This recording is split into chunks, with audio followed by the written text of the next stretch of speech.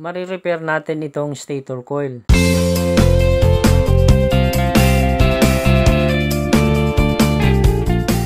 Magandang araw sa ating lahat. Gusto kong pasalamat sa aking mga subscribers at mga manonood. Maraming salamat sa walang sawang pagsuporta sa aking channel. Ang gagawin natin sa araw na ito ay susubukan natin mag-repair ng stator coil ng electric fan. Ang problema nito, wala raw resistance dito sa may capacitor. Gagamit po tayo ng analog multimeter. Nakaset po tayo sa times 10. Ilagay po natin ang isang test rod dito sa kulay red na wire na nakakabit sa isang terminal ng capacitor at nakakabit din ito doon sa ating stator coil. Yung isa namang test rod ay sa kulay black na wire, nakakabit din sa isang terminal ng capacitor at sa stator coil. Wala po tayong nakita na pointer deflection. So, ibig sabihin, open po itong ating stator coil. Tingnan po natin kung may nasunog na magnet wire. Wala naman tayong makita na sunog na coil. Sa ating palagay ay merong naputol. Tingnan lang po natin ng maigi. Meron tayong nakita naputol na coil winding. Andito pa po yung kanyang kadugtong. Ayan.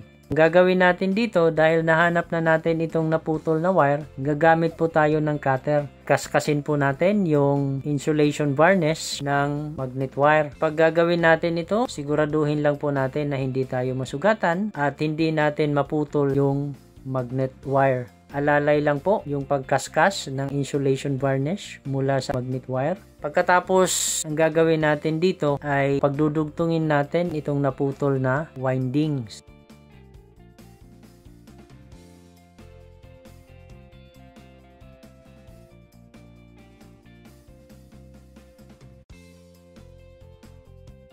Yan na po, nadugtong na po natin. Sunod ay susukatin natin yung resistance sa wires ng ating capacitor.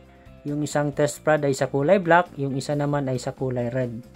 Tingnan natin sa analog multimeter, nagkaroon po tayo ng pointer deflection. So, ibig sabihin, mari-repair natin itong stator coil. Ang gawin natin dito ay hihinangin natin itong connection. Nahinang na po natin, tapos sukatin natin ulit yung resistance mula dito sa capacitor. Okay na po, meron po tayong nakita na pointer deflection mula sa ating analog multimeter.